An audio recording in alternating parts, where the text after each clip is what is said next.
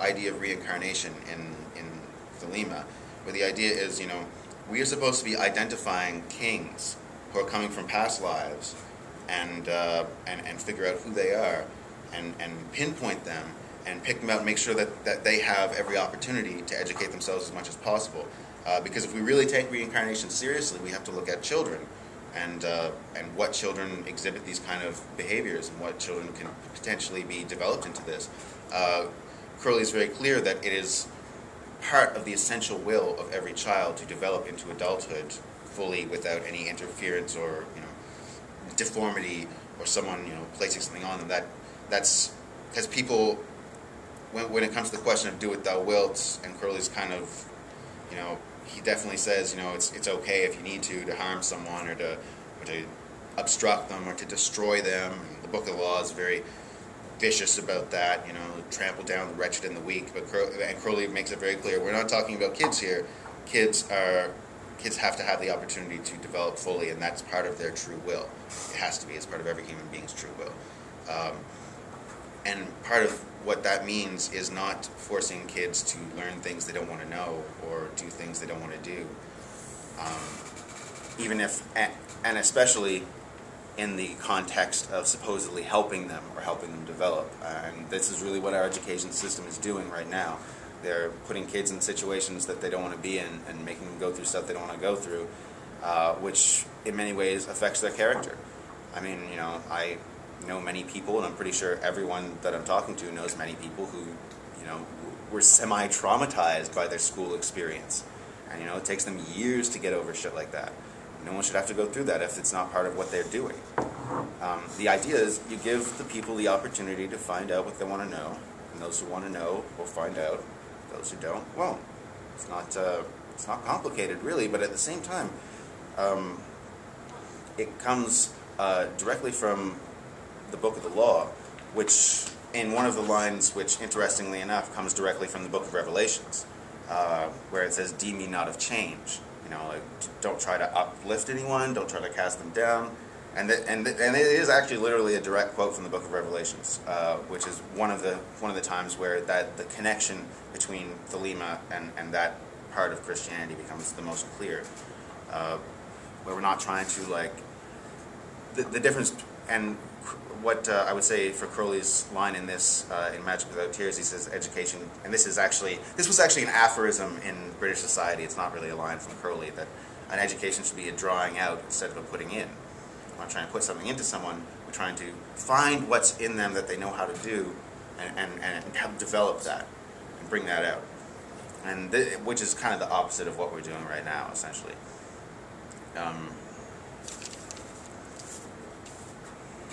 So, to determine the capacity of a student, and to find that thing that we're trying to draw out in them, requires a very specific skill on the part of the teacher. Anyone can memorize a bunch of facts and recite them in front of a bunch of students and then become supposedly a teacher. But actually, the quality, and I think that this gets lost when we talk about education a lot, that the most important quality a teacher can have is the quality of a performer. Because teaching has to be a performance. And if you're not capable of doing that, you can't really be an effective teacher. And when I use the analogy, as I did before, where Crowley's talking about the kids at Cafaloo and the ice cream, that's a performance. If you can't sell that, if it seems like you're trying to, if the kid picks up on the fact of what you're doing, then it's not going to work.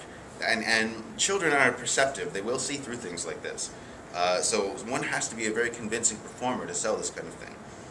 And I think that it's very easy to lose that. I think everyone has teachers that they've had in their life at some point that did inspire them, that did, make an impression on them, that made them want to learn. And those teachers you could probably put on stage somewhere, and they could put on a good show, and that's how you know how you have a good teacher, is they are essentially a performer. The problem is that what the barrier, and I mentioned this before, but I have to emphasize the barrier that we're running up against essentially comes from the media. And I always feel a bit like curmudgeonly when I complain about the media. I don't want to be, well, the media is evil, but it is. I mean, you know, it's a cliche. It's a total cliche to say this, but at the same time, it's also very true. If you're trying to sell dumb to everyone, then they're going to pick up on dumb. And, you know, I can't make clever references to cultural icons because I don't watch anything really on television. I mean, I could sit up here and talk about Jersey Shore, but I don't know anything about it. But at the same time, you know, you get the idea. People would rather watch something stupid than watch something intelligent, for by and large. And even the intelligent things tend to sell them morals and values and ideas that are inherently corrupt. If you see a very insightful, intelligent person on a television program, they are usually fundamentally flawed in horrible ways. They can't let someone get away with being, for example, intelligent, athletic, and good-looking. No one, that kind of person just pisses everyone off who's in the audience because they're comparing themselves to this person. But the reality is, this is what we're shooting for. Like, we're shooting for someone who's well-rounded. I believe Crowley's ending line in the chapter on this in Magic Without Tears is a little bit of everything and everything of something, which makes a great deal of sense. We can't. We have to have well-rounded people, but at the same time, at a certain point, you have to pick something that this is what I do, this is what I'm into, this is what I'm going to learn everything about. Dilettantes are not necessarily, you know, they're great at parties and might have a good conversation. I like dilettantes in a casual, shallow sense, but you know, when you get into anything in depth, they're kind of out of their depth, and that's no good at all. So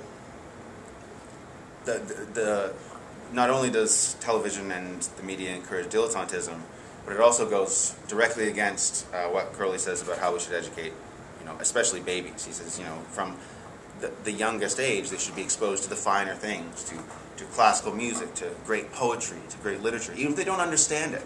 They don't need to understand it. Just like let them hear the sound of it, put it in their brain, so that they pick up on it later, and they'll impress on it later. And he specifically says, we don't want, like, don't use baby talk, don't like use sing-song nursery rhymes, and that, which is literally the whole of children's programming, essentially, is this sing-songy, condescending, non-stimulating sort of, you know, visual morphine, and this and this is not good for children's development, because if we take Crowley seriously when he says that he thinks that great poetry and great literature can make an impression on a child's brain that lasts forever, even if they don't understand it, well, the same is true of sing-song nursery rhymes and baby talk and crap like that. You know, and even if we think, you know, a very tiny child may be a very cute little thing, but if we're looking at a reincarnated king, the soul of that king may be greatly wounded by this kind of condescending speech. And this is something I think that's completely lost. I don't hear a lot of people talking about this aspect of Crowley's work, but I know it was paramount to Crowley's work. I'm jumping ahead of myself in my notes here, but I want to, because it's in my brain now. There's one exception. Crowley says, you know, we shouldn't be trying to convert people to Thelema, we shouldn't be trying to bring people into Thelemic organizations, but he makes an exception for one type of person. Just curious, anyone know who I'm talking about? Pregnant women. He says, pregnant women, it's okay to try to recruit them.